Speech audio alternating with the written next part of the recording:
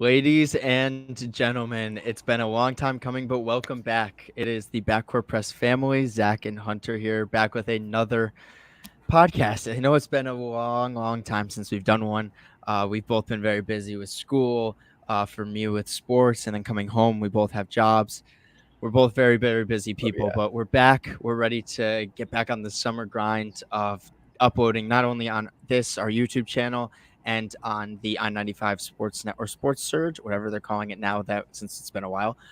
But we're back. That's the most important thing. Is we are here to talk basketball. The day after the NBA Finals, the season's wrapped up. We're getting into, in my opinion, the most exciting part of the NBA season. I know that sounds stupid, but the off season is honestly so much fun. But the NBA Finals just ended. Big congratulations to the Golden State Warriors after being down 2-1 heading into Mhm. Boston. We now are Do the podcast. we the Warriors have won 3 straight games, and they're back on top. 2 years later, they're back in the NBA Finals, and they're back to being crowned the NBA champions. As we all know, there should be no more Stephen Curry slander at all. He won his Finals MVP, four-time NBA champion. He got the Finals MVP, even though he didn't need the Finals MVP, like so many people should have already known. He got it. He finally got it. And that's where we're gonna start. First off, if you're new, if you're coming from the Instagram page, the YouTube channel, the Facebook page, let us know in the comments. Let us know where you're watching from, and thank you to everyone who's going to watch us and all that good stuff. Without further ado, let's get into the basketball talk. We got the next hour to talk about basketball. First time we've done this in a while. I know Let's just it's been go crazy. I ahead. mean, with everything going on, and then doing the historian project is like a full-time job in its own. So And it's it's good been to be going back. crazy. If any of you guys did not know, Marquez Johnson liked our post. That was a big highlight that happened in the past week.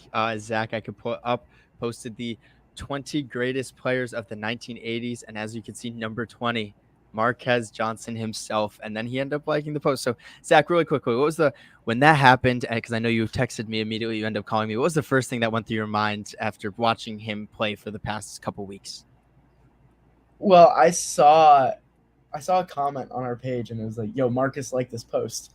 I was like, "No way!" So I look up his name in the likes thing, and there his name was, and I was like, "That's crazy. That's crazy." Because he was one I of those know, right? guys that like I'm watching because I've been watching a lot of '80s ball lately, and Marcus Johnson is a guy that like I feel like never really hear anything about in No. like even when you're looking at like guys who are like underrated, like even he gets cut from those underrated lists. Like no one even thinks he's underrated. Um, and he's just so fun to watch. And then also shout out, he played a nice little role in the movie White Men Can't Jump as Raymond, um, which is a great film, great role in that. So yeah, shout out Marcus Johnson, fantastic player. I know a couple people gave me some shit for actually having him in the top 20 players of the 80s and for having him over guys like Dennis Johnson and Clyde Drexler. But I stand by my pick, and I'm happy I had some good things to say about him because I'm just imagining like if other players scrolled across our page and like for example, God rest his soul, if Moses Malone saw some of the stuff I was saying about him in our last post, be like, damn man. So I'm glad that a player who I talked positively about saw the post, so that makes me happy. Good. Yeah, that was awesome. I mean, I got to, what's it called? The first thing I did was I called my dad and I told him that he liked the post. And Mhm. my dad was like, Yep. I watched him when I was like 12 to Yeah. 18. He was like, Yeah. when I was just a little younger than you are now, that's who I was Yep. watching growing up. And I was like, Yep.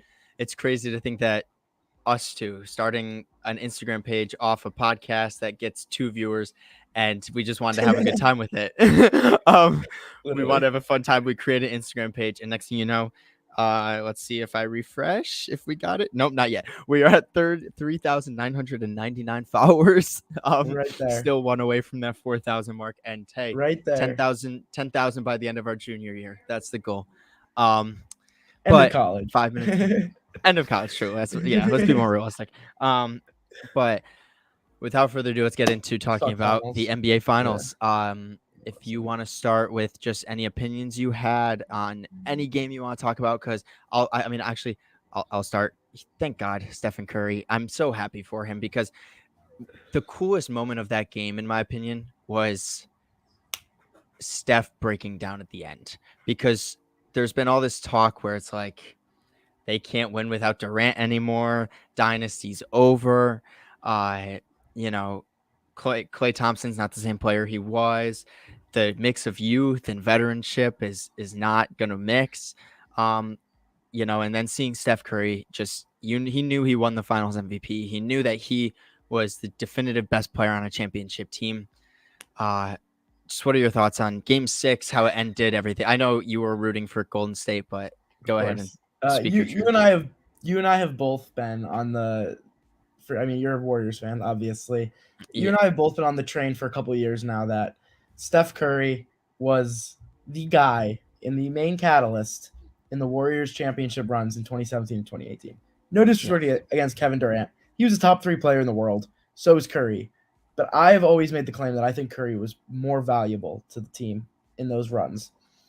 And it is so nice to see that opinion finally pay off. Because Kevin Durant got swept by the Celtics team with Kyrie Irving too. Yes, he Kyrie did. Irving and LeBron James won a ring together. Kevin Durant and Steph Curry won a ring together. So you got champions on a team here. You got Durant, you got Irving. They get Yeah. swept. They get swept. And then you Swept. got Steph coming in here with, I'll say it, mediocre supporting cast for a championship team. You look at championship teams over the last 10, 15 years, I'd say the Warriors are middle of the road in terms of supporting cast for a star, maybe even on the lower end. Wiggins was the second best Um, player.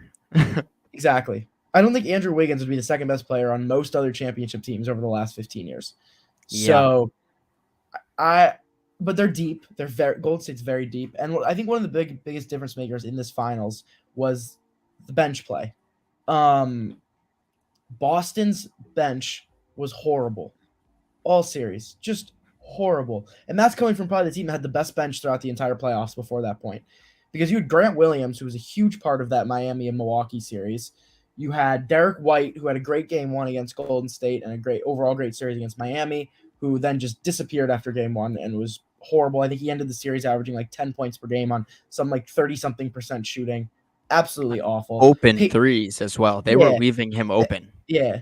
Peyton Pritchard was worse than useless. I mean, he at least was giving you good minutes in the other series, and he was just coming out and shitting the bed in the Golden State series. So you got Pritchard, White, and Williams, who are all just completely useless out there, or worse than useless because they're hurting the team. And then you got Golden State on the other hand. You got Jordan Poole coming in, and he comes in and he shoots immediately. It always amazes me. He comes in, he'll take a 25-foot three his first shot, and he'll swish it. And like I've never understood that. or it's a complete air ball. There's Yeah, no in between with Jordan yeah, Poole. you need to like build up some confidence. Not with Jordan Poole. He comes out and he pulls it immediately, and I love that Hey, about he him. saw the baddies courtside and he knew what he had to do. Exactly. How about Gary Payton the second, man? I love this That's what I was man. gonna talk about. He is such a smart player, and there's nothing I love watching more than smart basketball. He takes good shots. He runs in the flow of the offense. He plays great defense. He hustles his ass off every time he's out there, and he can hit an open shot. I mean, you can't ask for more from a bench player. From I the mean, I feel like 15th man in your rotation, technically, I when mean, he joined the team. I don't know the exact minutes per game stats on this, but I feel like he was getting just as many minutes as Poole out there, and he rightfully deserved. Um, so big shout out to those two guys. I know Otto Porter was starting earlier in the series, but later in the series, but I still consider him as one of their bench guys because he didn't really get the starters minutes. And I swear, every single time this man had a wide open three, cash makes every wide open three. What do you Dude, shoot? Will Chamberlain was going crazy out there. You're the stat guy here. I'm sure you have some sort of stats up. Can you let me? What did Otto Porter shoot from 3-point in this series? What percentage? As I'm pulling it up, this is what I was going to talk about when it comes to Otto Porter, because especially I was one of the biggest critics when I saw that Steve Kerr was starting him over Looney. I was like, we need rebounding. We're going up against a team that starts two defensively very good big men. Yep. Why are we not starting Kevon Looney? Absolutely. But the one thing I noticed when it came to Game 6, by the way, on 3 attempts per game, Otto Porter, 56% from 3. He's such. I mean, cash. that's incredible. I love it. I love it. What's it called? Yesterday, I was like, we're going into a game where I said to my dad, I was like, if we lose Game 6, I'm very nervous about Game 7. I was like, I think that the Celtics would ride the momentum. Whatever. But what ended up happening was when my dad and I were watching it, shout out to my dad for the question. We'll get to that in a second. Every single time the Celtics in that third or fourth quarter would make any sort of momentum. I know there was like, we were up by 22. Steph Curry did this, or this. And then next thing you know, we're up by 9. And I was like, oh my God, hold on a second. Let's cut it out a little bit. Let's step up. It seemed like Jaylen Brown would come down, hit a 3, or do something crazy. And Boston would be like at this super high. They're like, we're coming back. We're going to win this game. Then we'd go down the floor. The Boston Celtics would play great defense for about 20 seconds, but Otto Porter would get open for 3 and he'd nail it, and it'd make the lead back Every up to time. 12, back up to 15. And that just killed. The thing was, Boston was able to come back against those other teams that they played previously in the East, because when they were on a momentum, no other team had the role players to step up against, because we could see Boston's whole thing was, let's stop the stars, like let's slow down Clay, let's slow down Steph, even though you couldn't slow down Steph. Let's try this and let's leave their role players open more often. The Golden State role players played awesome in this series. That was huge. And compare that to the previous 2 series that Boston played. I don't think the role players on Milwaukee or Miami could have played any possibly worse than they did in those 2 series. Dude, wasn't Grayson Allen horrible from downtown? Oh my God. Grayson Allen shot like 20-something% from the field in that series. Bobby Portis Jr. was invisible, literally just invisible. It's like he wasn't even out there. It was literally just Giannis, and then Drew Holiday had like a game or 2 where he was really good. And then in the Miami series, it was all Jimmy Butler. Tyler Hero was injured, wasn't even playing. Kyle Lowry was maybe the worst player of the entire playoffs. Bam Adebayo was bad. Duncan Robinson didn't even play most of the time. Yeah. Max Struss had like 1 or 2 good games. Bam Adebayo, I think, only showed up to 1 game. And then other than that, he was just awful.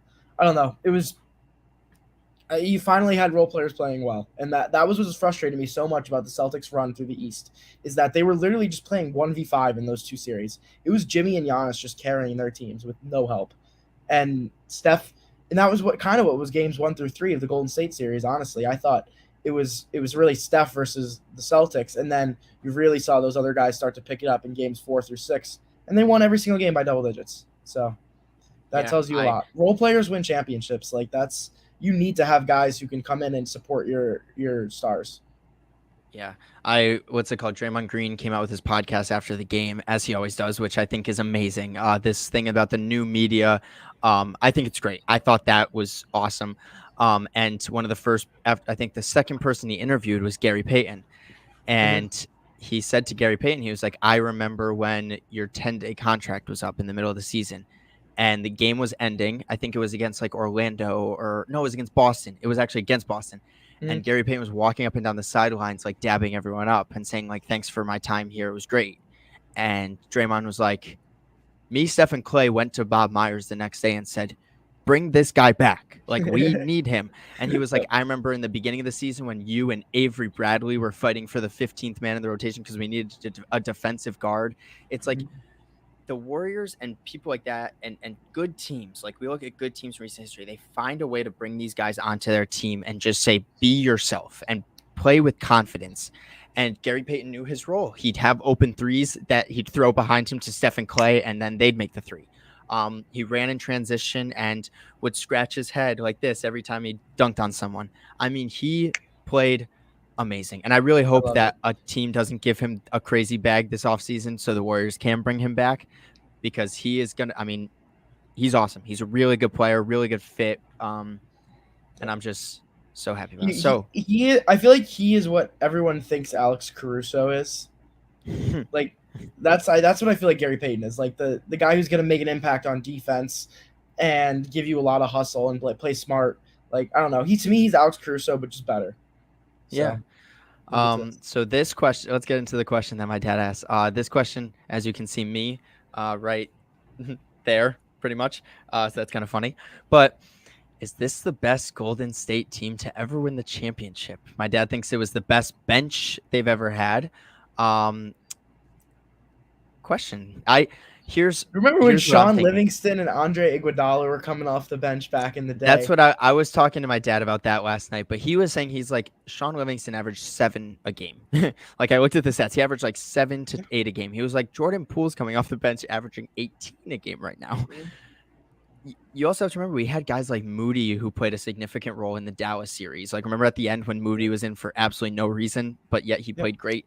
Kuminga didn't even get minutes. James Wiseman is on the bench, is injured still. I don't know what's going on with James Wiseman. Is it? This team is not better than the 2017 or 2018 team. I agree. I don't even think it's close. I'm sorry. It's Kevin Durant. Like I love Wiggins. I love the bench.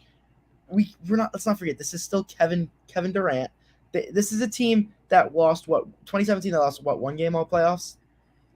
To 16 LeBron, and it was they nearly swept LeBron and Kyrie's Cavs. And that was the one game where the Cavaliers came out the gates and scored like 50 in the first quarter and had like an historic first quarter. Yeah. Like if they didn't have that, they swept the playoffs. Yeah. I mean, they're not better than the 2017, 2018 team. I don't even think it's close. Now you look at the 2015 team, I think you can make a case. Draymond and Clay are not as good now as they were then. And I think Curry's about the same. He's improved as a defender. He's improved as a rebounder, but he doesn't have I don't know. His stats were worse on offense, but he's probably about the same offensive player. And then the bench might be a little better to make up for Draymond and Clay's slight declines. I'd say it's around even between those two teams. I think that'd be a great matchup. But no, I cannot say that they are better than the 2017 or 2018 teams. Not at all. Not with Kevin Durant out there. Yeah, I think the argument that the bench is the best bench the Warriors have ever had is definitely a good argument. It depends on if you like the youth versus the veteran leadership that could come off the bench. But we also remember we had Iguodala screaming at Gary Payton on the bench this whole series. I thought that was hilarious, and Andrew Wiggins and all that.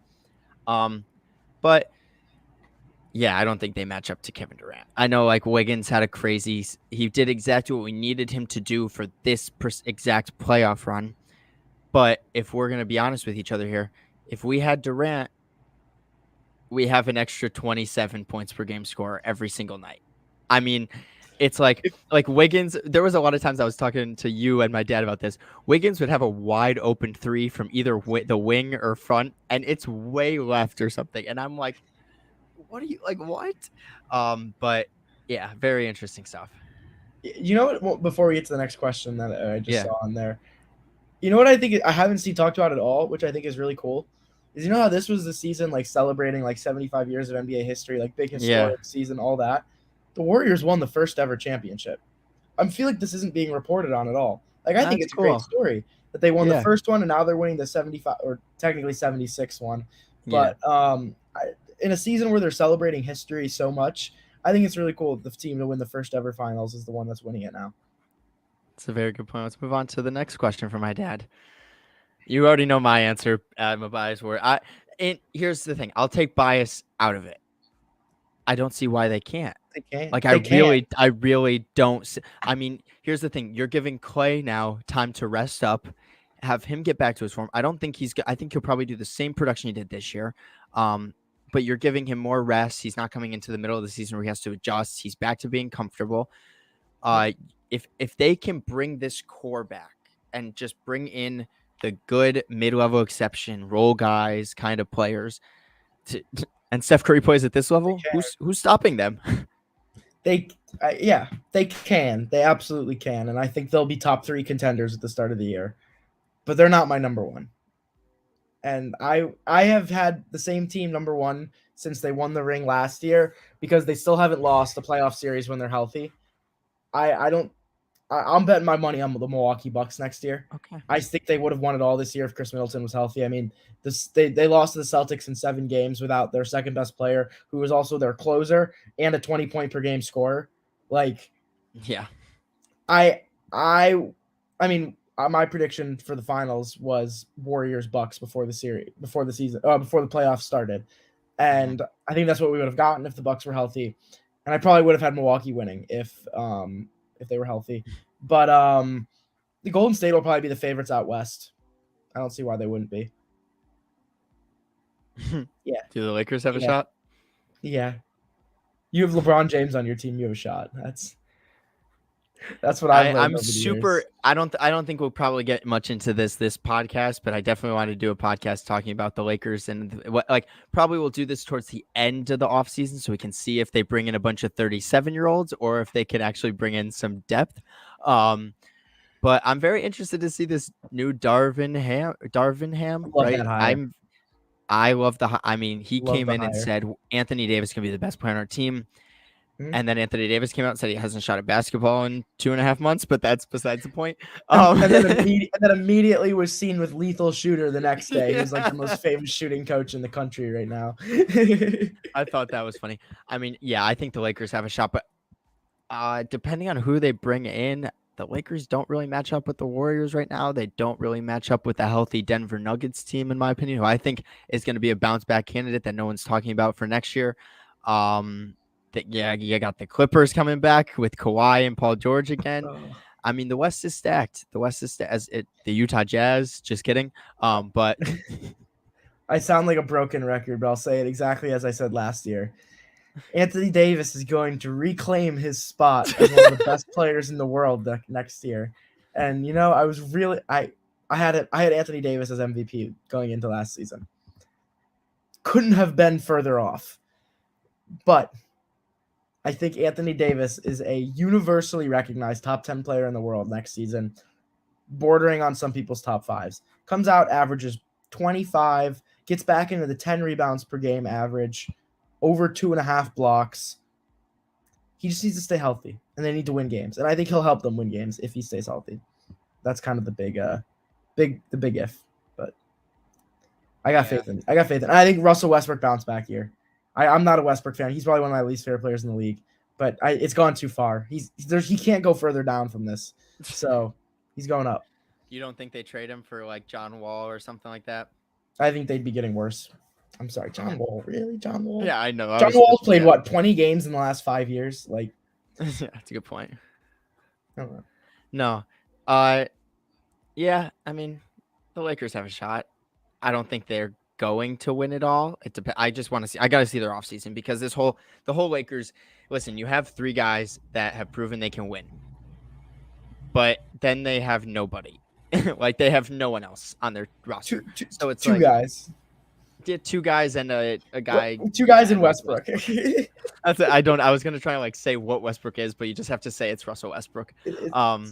As Skip would say, it's Westbrook. That's funny. All right. Enough Laker talk. I was hoping we wouldn't talk about the Lakers for a while, and here we are already. Always. Let's get back to the playoffs. So, going into the finals, there was all this hype about Jason Tatum and how maybe he'll only have one bad game in the series. Well, he was terrified to shoot the ball in the finals whenever Andrew Wiggins was on him. Yeah. 4 or 5 bad games. I think he had 4 really bad games and then one that was kind of mediocre. And then the only game where I'd say he was great was game 5. And even then, that was the game where he kind of disappeared the last 6-7 minutes of the game. So but you can't really fault. He carried them that whole game. But what do you have to say about, Tatum being a borderline top 10 player and all this stuff going around? I'm going to talk about both him and Jaylen Brown because Tatum's getting a bad rep right now. I agree. Jaylen Brown wasn't much better. Jaylen Brown was not much better. Everyone's talking about, Jaylen Brown's out here, finals MVP. Jaylen Brown has 2 things that really annoy me watching him play and things that keep him out of my list of elite players in the NBA. One of them, he's not a playmaker. He can't make plays for anybody but himself. He can't set up teammates. He's not a good passer. He makes really bad passes. He doesn't find open teammates. He kind of gets like that tunnel vision where when he gets the ball, he's going to shoot or he's going to turn the ball over. And that brings me to my next thing. He turns the ball over so much. And maybe that's just because the Celtics are lacking a true point guard because Marcus Smart's not a point guard. He never has been. He's a shooting guard. And they've been playing him at point guard all year. And they don't really have a primary playmaker on that team. But, oh my God, Jaylen Brown is one of the stupidest players in the playoffs this year. The mistakes he makes are just boneheaded, unforced turnovers. He will just throw a pass out of bounds. Or he'll just lazily dribble the ball up and let someone come pick his pocket. Or he'll just dribble right into a double team and then flail his arms up and lose the ball.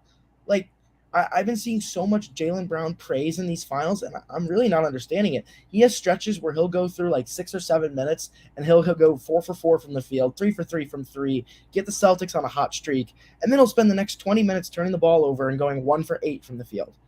Like, He was statistically, very okay, inconsistent. the box score watchers are going to say he was the Celtics' best player in this series. And yeah, he probably was just because of how bad Tatum was. But if you watch the games, he wasn't anything special. Like if the Celtics, I mean, it's hard to pick a Finals MVP on the Celtics because there really wasn't anyone.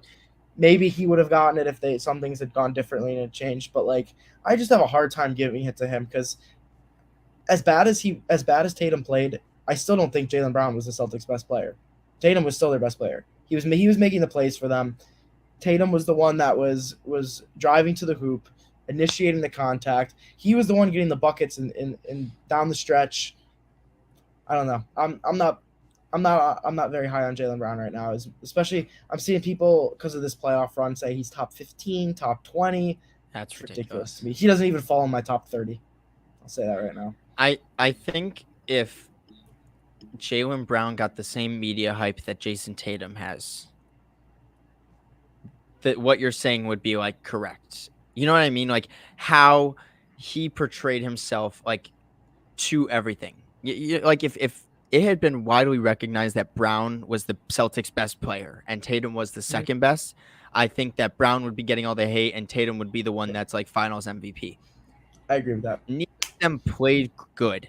But the reason why I would say that Jaylen Brown was the Celtics Finals MVP, even though if you can say that there was one, was because it seemed like when they went on really cold stretches, like the second quarter or that first quarter for the Warriors and into the second quarter, it seemed like Jaylen Brown was like, I'm going to be the guy to try and bring us back. And it seemed like every run that they had started with Brown and then would go to like Tatum playmaking and stuff, where I didn't see Tatum being like, let me take over first and then I'll get teammates involved, which is why I'd say the only game where I saw Tatum take over was game 5 when he had 0 points in the first like 6 minutes and then he came out and hit like 4 threes in the next like 4 minutes or something and got the Celtics a nice little lead.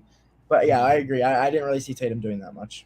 It was just Jaylen Brown was like, okay, I'm gonna take some bad shots, but it's just because we're not getting better shots and we're wasting the clock away if I don't take this shot. So that's why like I thought Jaylen Brown throughout the first like 3 games of the series played solid. He only committed 2 turnovers or 6 turnovers total in games 2 through 4, which like, you know, the turnovers in games 5 and 6, he committed 5 in both games. I mean, he was bad with the ball handling. In the last game, he shot well from the field. In game 2 or in game 5, he shot 5 for 18 from the field, 0 for 5 from 3. I mean, he was bad in game 5, which is when the Celtics needed him to make those shots because Tatum was, doing pretty much everything. So it's like, I don't understand. I haven't seen anything about Jaylen Brown being a top 15, 20 player, which I hope. I can't believe that that's even being talked about. Like, don't put Jaylen Brown on the level of like Devin Booker and Donovan Mitchell. Don't put him on that level yet because I don't think he is near there. Maybe I'm spending too much time on TikTok where like, man, I thought Twitter was bad, but I mean, holy shit, man. TikTok is another breed when it comes to stupid NBA opinions. And I'm just seeing stuff there and it makes me roll my eyes. It's bad. That's interesting. But yeah, I think both the superstars could have played better in stretches when they needed them to, and I think that's the universal what we just need to say. I'm not really I'm not trying to criticize Brown, because I think if I wasn't seeing all this media attention around him over the last week about how he's like the Celtics' best player and now he's top 20 in the world, I probably wouldn't be saying this because he played, I feel like, about par to what he usually does. Like he played I don't think he played worse or better than he usually does. He just played like his usual self. Tatum played below his usual standard. So that made Brown look like a slightly better player. But you'll get people who just watch the box score, who only watch the finals and don't watch any other basketball saying, oh, Jaylen Brown is the Celtics' best player. And those are the casuals. And that's how you can tell. Spotty like casual in is too easy. It's like in game 3, I think that's when I was like Jaylen Brown, if the Celtics win so far, deserve Finals MVP, Yeah. because that was when Yes. he like Draymond tried to get under his skin just like he did in game 2. Yep. Jaylen Brown was like, "Fuck that! I'm running straight at you, Yeah. Draymond, and you're not gonna do there's nothing you can do to stop me." So that was the Jaylen Brown where I was like, this is what the Celtics needed," and Yeah. And then he then the shot. next 3 And games then he shot.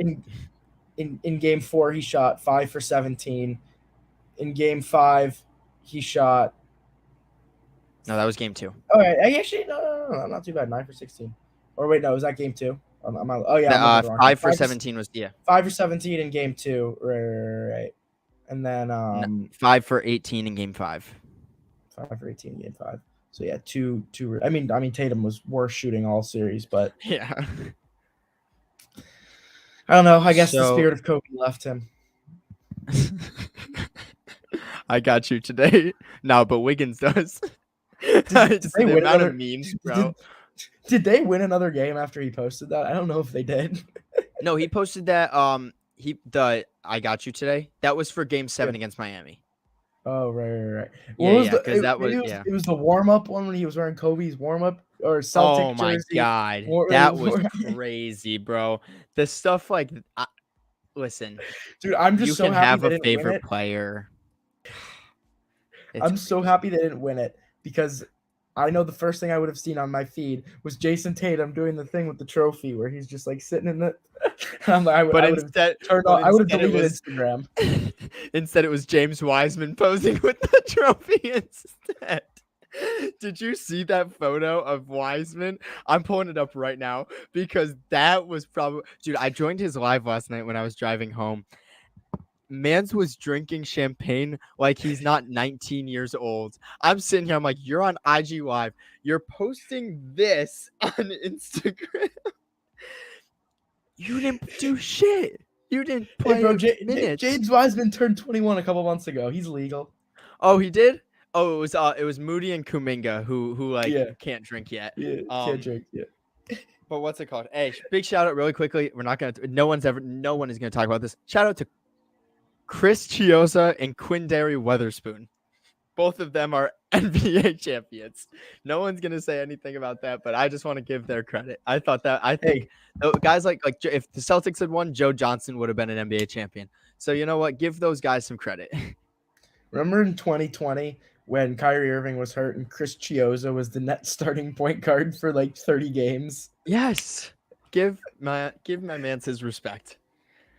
No, but great. One thing I enjoyed about this finals that, people are going to look back at this finals probably in about 3 months because it seems like,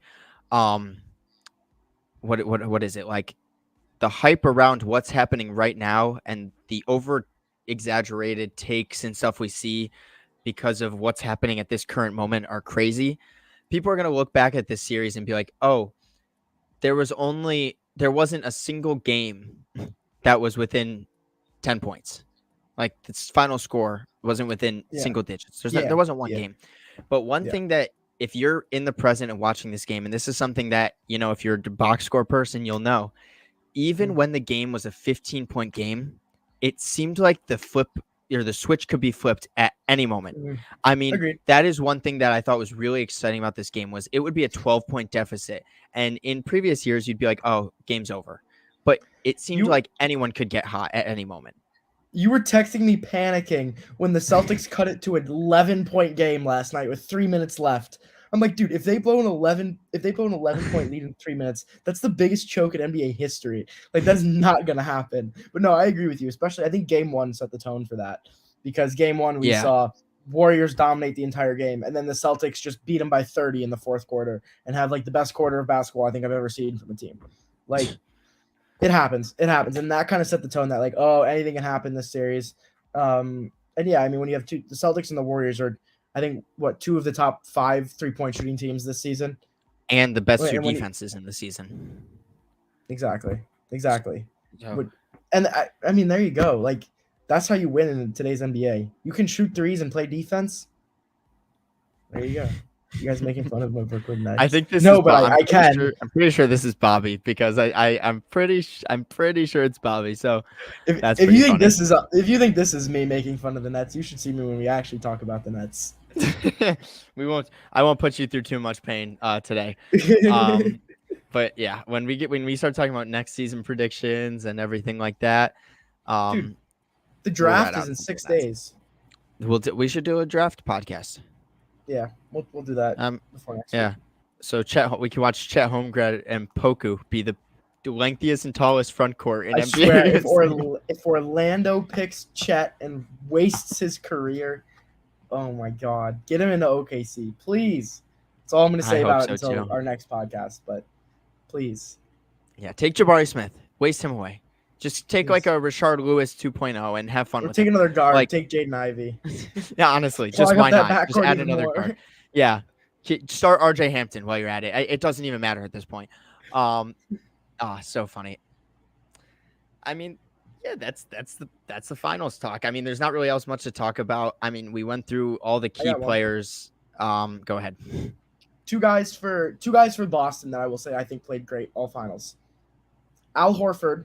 Amazing in game one, pretty invisible the rest of the series offensively. I don't think did he even have another double-digit game, maybe one. Like I feel like he was not after game one.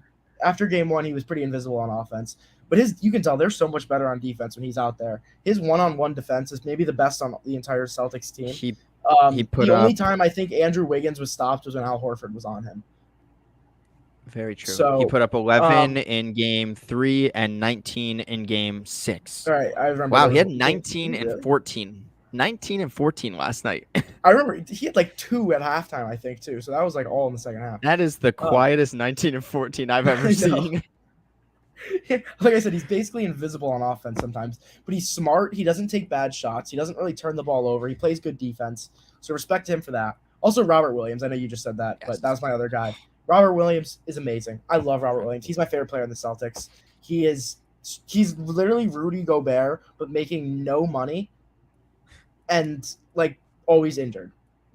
Like isn't as good of a rebounder at all. He's not as good of a rebounder, but he's a great rim, like just as good as Gobert as a rim protector. Like incredible. On offense, he's so good at just putbacks and lobs and just making smart decisions, taking smart shots, not being too involved, but being in the right position. His IQ is really good. Respect to Robert Williams. I think you could argue he was the Celtics' best player this series, especially if you're looking like I think he played above his usual. What were his numbers? His raw stats probably weren't too impressive, but his raw stats included 7.5 points a game, 7.5 rebounds a game, 1 steal, 3 blocks. What was his shooting numbers? He shot 77% from the field on 4 attempts a game. Yeah. How many minutes? He averaged 26. There you go. If he's healthy and you can get 35 minutes out of him, he's averaging around a double-double. He's averaging around 3 blocks. He's taking he's perfect for them. Like I don't know. I've been hearing people say the Celtics needed a center for years. This is their center. They shouldn't go after anyone. They should keep Robert Williams.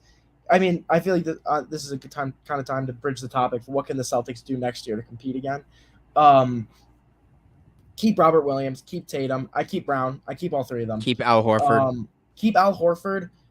Keep Smart. If I'm Boston, I bring Horford off the bench next year. I run Smart at the 2. I run Brown at the 3. I run Tatum at the 4. So you got a lot more spacing. And run Malcolm Brogdon at the 1. That's a good one. I was thinking a playmaking point guard. I was going to say Jalen Brunson. I think Jalen Brunson would be a great pickup for this team.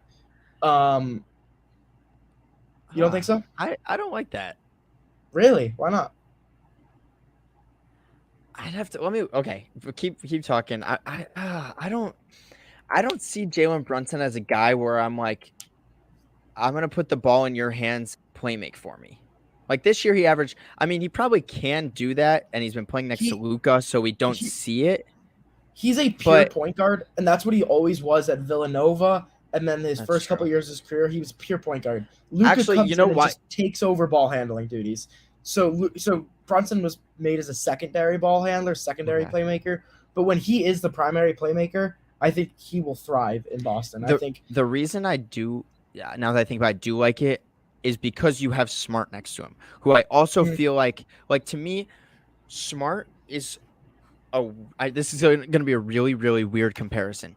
But the Mhm. Boston Celtics were so good in the beginning of yesterday's game because their whole offense was run out of Smart in the posts making decisions. He's like Yep.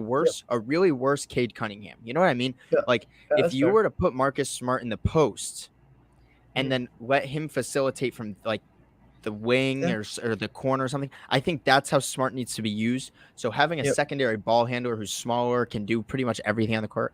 I do like now that like if you yeah, I like that. I hope Like, that they don't do that and then to bring Smart off the bench and start because Horford or something like that.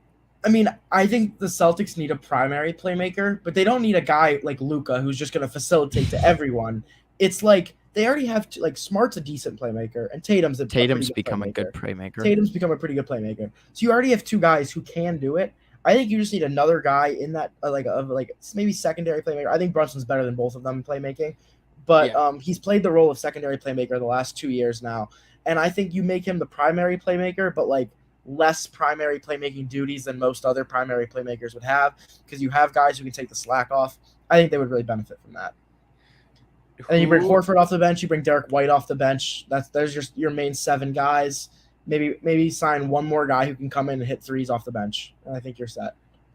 or you just give some minutes to Aaron Nesmith. Aaron Besides Nesmith, yeah, White, if he can who develop. I think is going to Yep, be solid.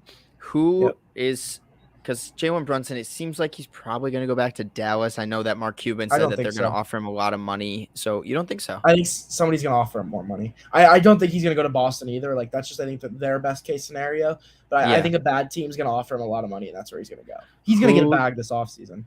Yeah. Who is like a realistic player? You know, like we say Jalen Brunson, who's like the best available Yeah. person for them. Who is like a realistic guy you think could come in and do that? Like that's like a So say a 70 over like a 75 to 79 kind of guy on how about 2K. You know what I Ricky mean? Ricky Ricky Rubio, free I was agent gonna be this year. someone. Free agent this year. Has shown that he can come in when what was it this past year? Was it or was it? I can't even remember. I'm getting my Cleveland. times mixed up. I know it was Cleveland. I was It was Garland this or year. It was Sexton in the was hurt. beginning of It this was year. this year. Garland Sexton. was hurt, No, or Sexton. Remember, Sexton because was. Sexton, he's out for the I season. know Sexton was hurt all year, but I know Rubio came in and played starting point guard for the Cavs at some point this year, and he was Yeah. excellent. He was excellent. He had a great time with them. They went on a roll. They were actually their best of the season. That was when they were like top 4 in the East. Was when Rubio was playing point guard for them. I think he could thrive on a team like this. I think you lose a lot defensively if you're using him in the starting lineup compared to what they have right now in their starting lineup. So I don't know if it's ideal scenario, but even then you could sign him and have him come off the bench for you, and then come in and play big moments when you need to have Tatum off ball, Brown off ball. I think that works Yeah. well. Yeah. Anyone I'm else looking you at thought? like yeah, I'm just looking around. I like the idea of like bringing Rubio in and having him come in like 3 minutes into the game for Al Horford, like immediately, Mhm. and giving Al Horford Yep. rest because I think that would be huge. Another name that I just saw that could fit. Oh, 2 guys who you could probably get for around 15-ish mil. Mhm. Monte Morris, Yep. who I think is a good. I don't know if he's a free agent, but I think I think a realistic guy is Tyus Jones, the Memphis backup. I think he'd be an Yes. awesome fit.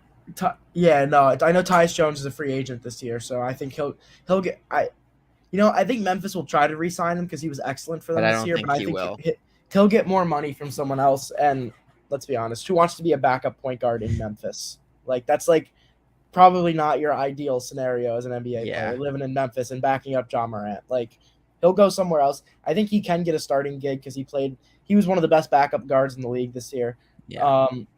I think Boston would benefit from him. He can make plays for his teammates. He can shoot the ball. I think that's a great fit for them. And I like the Yeah. Monte Morris one too. And then if the Indiana Pacers decide to sell, and you could give up Peyton Pritchard, Aaron Nesmith, and 2 first-round picks and a salary filler like I don't know, Josh Richards or no, Dennis Schroeder's trade exception. I think they still have that. Or Daniel Tice. Daniel Tice actually makes perfect sense. Daniel Tice is awful. That trade, I still think about that trade that they gave up Dennis Schroeder, who would have been a good fit right now if you think about it for Daniel Tice. who got 0 minutes in the finals, deservedly. Yeah, really. I remember who was. I don't remember what series it was, honestly, but I just remember him Like, getting minutes, and I was like, I was "What gonna are say you my doing?" favorite part of the NBA playoffs was when the Heat Celtics series, when it was Daniel Tice versus Dwayne Dedman at center. Oh, that's funny. I was like, really? These are the two teams in the conference finals? Are you kidding me? Yeah, that is very funny. In the Miami series, you're saying? Yeah. Meanwhile, my Yeah. Sixers and Giannis's Bucks were sitting at home watching Tice versus Dedman Deadman. when we could have Giannis and Embiid out there. Like, come on. That's funny. It's- Here's another question for you. We're looking at how good the Warriors' depth is. Well, Otto Porter signed a 1-year deal. Nemanja Bjelica signed a 1-year deal. Gary Payton's on his 1-year deal. You think they bring them all back? You think they spend the money to bring them all back, or do you think a guy like Otto Porter is going to now get like a They're 2-year, replaceable. $20 million? I think Gary Payton's like that should be the highest Number one, priority for them to get him back. and Kevon I Looney. Yeah. I don't know. I'm not a Belizia fan. I don't think he's as good as people think I he love is. him. Not a fan. I think, and a guy like Porter, I think is replaceable. A guy who can stand on the perimeter and hit open threes. They come a dime a dozen these days. Porter was great in the finals. You're not going to find a guy who looks like Wilt Chamberlain every day. So that's pretty cool, especially wearing a Warriors jersey. Great history callback. But I mean, he's so replaceable, and I think I wouldn't give him more money than you need to, because I think you can find a guy just like that. Yeah, I think the two top priorities are Kevon With Danny Looney, number Green, one. No, please, I don't want anything to do with Danny Green. I live in Philly. That man is horrible. I'm I'm just trying to get him sorry. off of the Sixers. I know you are. Like, I'm thinking like a Nicholas Batum kind of play. Like Yeah. he'd be a good like someone like that, or like Yep. I'm just scrolling through right now. Markieff Morris. Hey, biggest winner of this NBA season. Kent Bazemore. I just saw his name in the free agent thing, so I had to bring that up, which I think is so funny. Tough But luck. yeah, no, I agree. I hope you know what I'm hoping. Like when I'm looking at the guys that we just mentioned, like Otto Porter and Nemanja Bjelica, I could see these guys going out and getting like 2-year, $22 million, 2-year, $23 million deals from a team like Sacramento or Portland, and then they do nothing for the rest of their career. And I really hope that that's what happens, so that they get their bag. Because why not? Like why not get your money? But I think that would be kind of Dude, fun. if you're a role player in the NBA and you get your ring and then you get a bag, what more do you need? You're chilling at Exactly. that point. Yeah. So you think that they bring everyone back? Do you think that Kuminga, Moody, Wiseman? Do you think these guys play valuable minutes next year? I think Wiseman's gone. Really? But Yeah. what is his what? We just saw Christian would get traded for 4 nobodies. Obviously, Boban's not a nobody, but you know what I mean. Like on the court nobodies and a 26 overall pick. What is Wiseman's trade value? What's a realistic trade that you have? Because I could look it up, but God. that's like the I, thing is what I don't have any in mind. I just can't see him playing for Golden State. I don't know what it is. I really, this isn't really based in fact or anything like that. It's just kind of just like a gut feeling yeah. where I don't see him playing in a Warriors uniform. I don't know. Okay. You're the Warriors fan. You know more on this than I do. But Yeah, I honestly, I don't think they do. I feel like I don't think they trade him. I feel like he's been getting shopped around for a year now, and I think they're gonna pull the trigger on it this offseason. Here's what I think. I think that the media thinks he's been getting shopped around for a year now. I feel like he's probably been like, obviously the Warriors have probably made the calls to say, hey, for a Pascal for Siakam, for a Christian Wood, for a Jonas Valanciunas kind of player. They're like, what are you looking for? But in my opinion, they would have pulled the trigger by now. You know what I mean? It's like I think that they already would have made the Wiseman trade, where now I think they're like, let's stick it out and see what we actually have in Wiseman after now he's been able to sit and watch the team for a year, which it's very hard to get involved in the Warriors system. We both know that. Like this team is not like, oh, I don't think join the Sacramento Kings. I don't think he has a spot in the Golden State rotation. That's really my main point. I don't think there's a spot for him, because then you can't have. I don't think you can have him, Looney, and Draymond all get minutes. And I think Draymond and Looney have proved that they deserve the minutes. Yeah, that's really my why biggest not? argument for it. Dude, bring him off the bench with Jordan Poole. We got him on a rookie contract for 2 years. Yeah, but then Like, again, I don't see why we trade him. You're taking out minutes again from Looney and Draymond. Yes, but Looney only gets 20 minutes a night. Like this, like True. if I look this season, he got 21 minutes a game. And if I go to the entire playoffs, like, yeah, he only averaged 20 minutes a game. And if I go to this year's specific playoffs, he only got, 20 minutes a night again. So it's like, I just, to me, it's like, I see all the Miles Turner rumors, I see all that. I don't like it because we need a rebounder. We just need someone to say, I'm not hey, saying you should trade him for. I don't think you need to upgrade. I just don't think he has a spot on the team. That's the thing. Like I like Looney at center for the Warriors. I like Draymond at power forward there. I just don't see a spot in the rotation for Wiseman. It's not like I think you guys should trade him to improve. That's not really it. I think you can just trade him because I think this is the highest his value is ever going to be before he actually steps on the court and proves that he's a bust. So trade him at the height of his value, get some draft picks, and move on. That's what I would do. But I don't know. Fair. He gets so good. Yeah, I still have faith. I still have a little bit of faith in him. I think say next year he comes off the bench if he's able to play. This is all of course assuming he's healthy. He comes off the bench for the first say 50 games to find his role, 40, 50 games, and then I think he gets inserted into the starting lineup. Like I really think that he can be a guy on our team. Like Kevon Looney is so good at getting rebounds and setting screens. But then we're just asking a 7'1" guy to do the same role. It's like, I see where you're coming from, where it's like why you should trade him. But at the same time, I'm like, we're coming off a championship and we can just bring on another talented guy, especially a backup center. We didn't really have a backup center. Like Nemanja Bjelica was our backup center. So it's like Wiseman's going to be better than him. Like, I don't care if he plays 2 minutes. True. But Draymond and Looney both started, but they kind of like switched minutes at center. Yeah. Like Draymond played more at center this year than he did at power forward. Yeah. And that's a good point. It was when Looney wasn't in the game. It was really like Looney was the starting center, Draymond was the starting power forward and the backup center. Yeah. If that makes any sense. No, it does. No, I get what you're saying.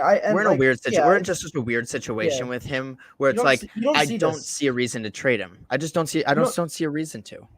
I don't think I've ever had. There's been a situation where you got a top 3 pick in the draft on a championship team who's never played. Yeah. Like, what do you do with that? I don't know. This is like a blueprint for this. Is like and honestly, I trust Bob Myers. Like if he trades him, I trust that he's not going to play. And if he keeps him, I believe Bob Myers to think that he'll be the starting center in 4 years. Like I don't have. There's no reason for any of us to doubt Bob Myers right now. I mean, he's done incredible. I'm not going to. I was the one saying all last summer that they needed to make a trade, and they didn't, and they still won it and they won the championship. So I don't know. I was thinking they were all going for Siakam this year. Yeah. I remember. Well, I mean, but the thing is, we didn't expect Jordan Poole to come from the G League and average 17.5 points per game. I didn't expect Andrew Wiggins to like do this.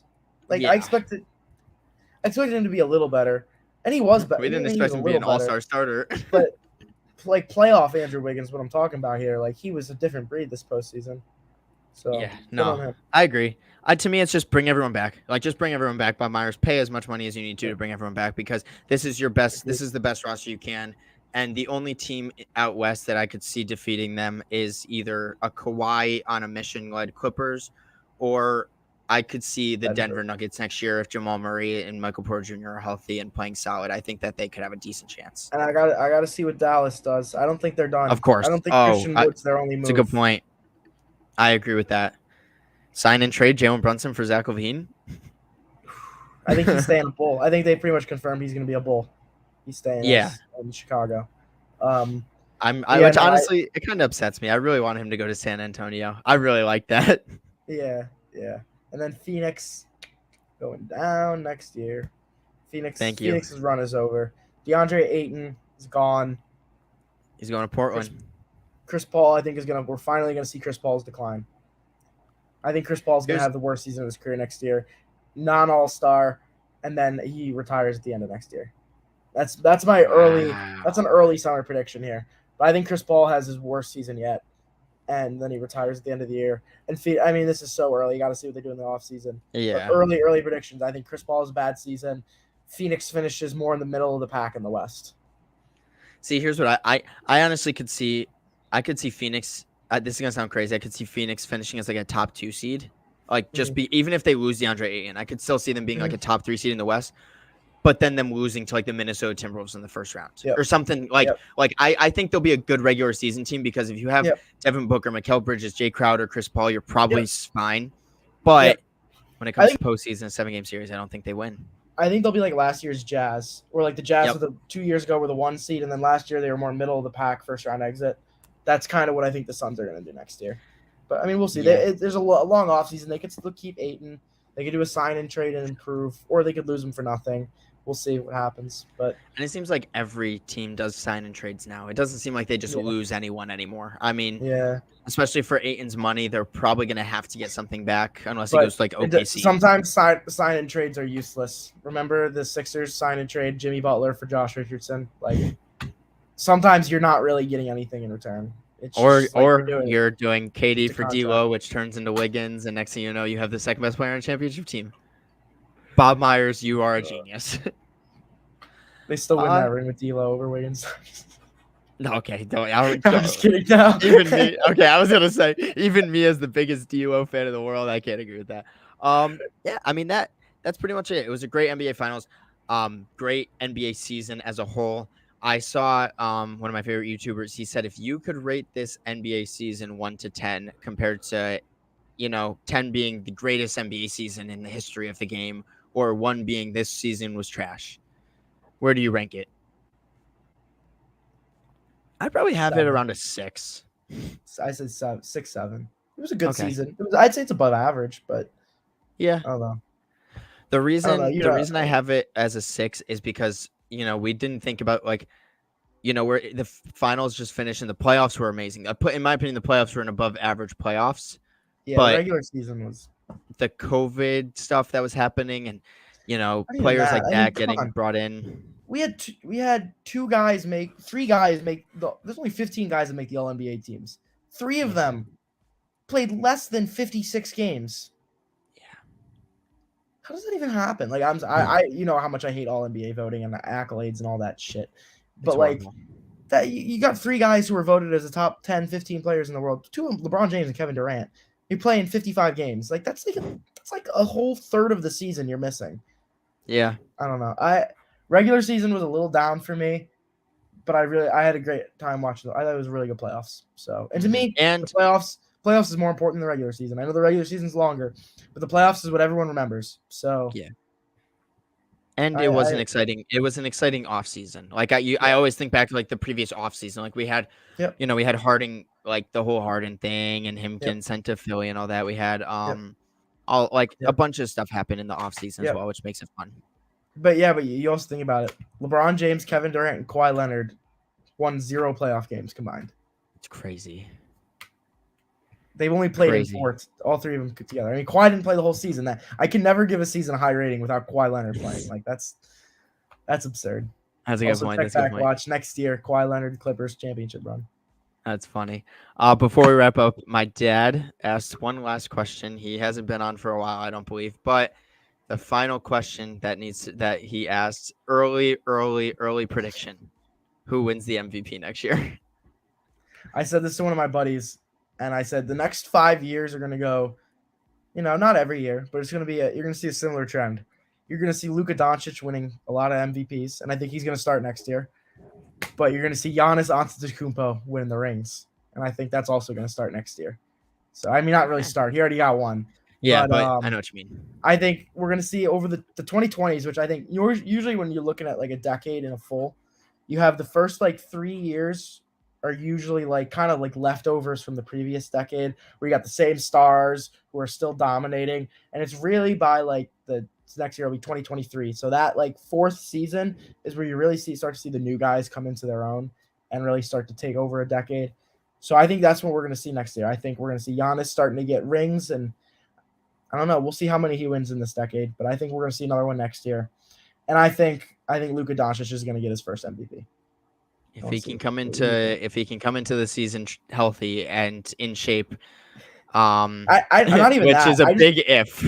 It's not even that. It's because his numbers have always been there. His numbers have always been MVP worthy every single year since his rookie season.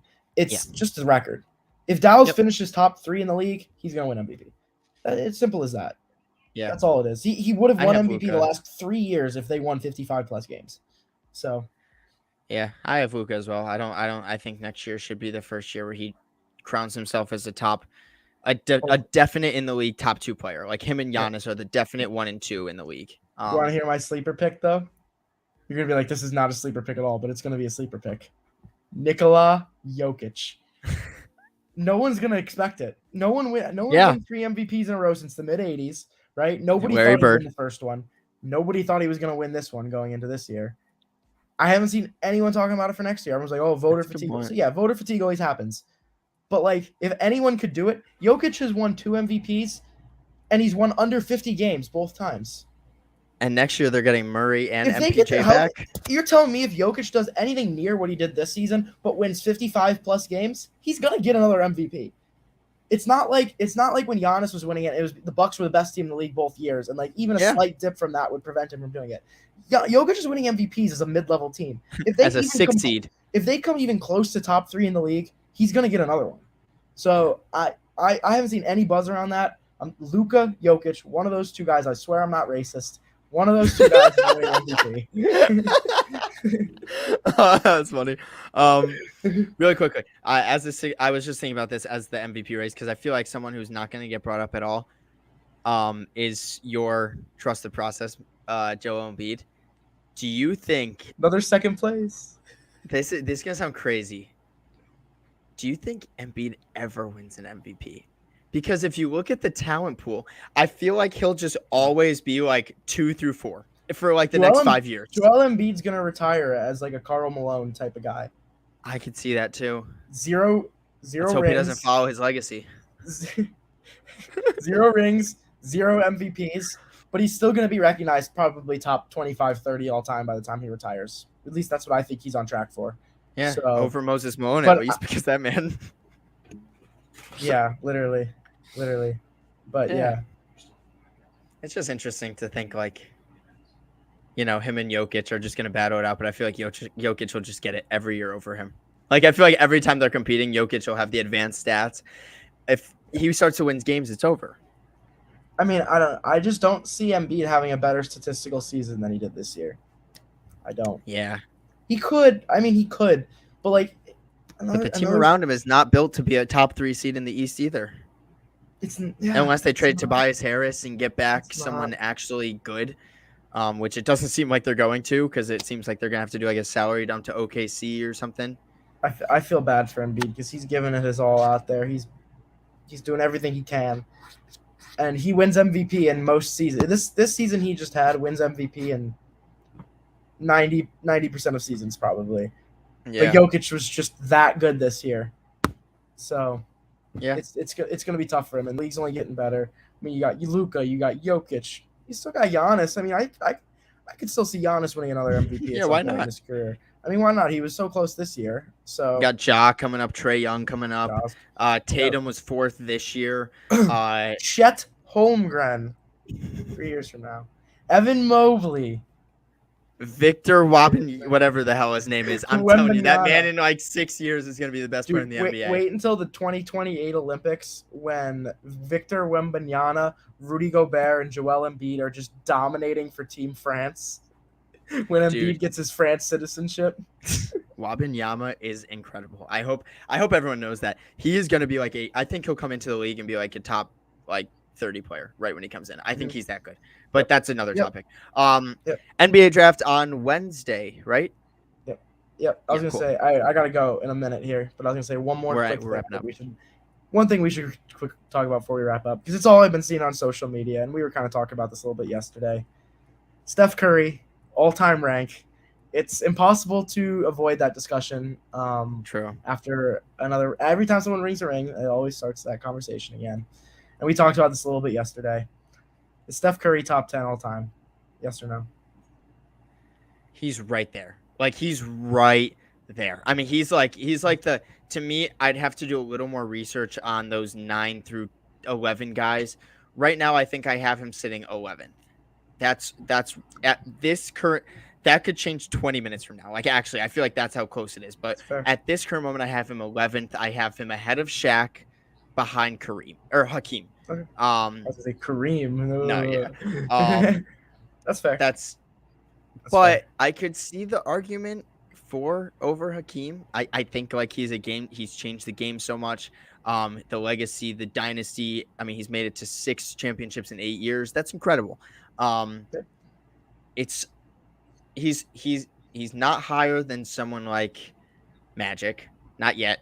He's not higher than Larry Bird. He's not higher than Kobe. But he's right there. Yep.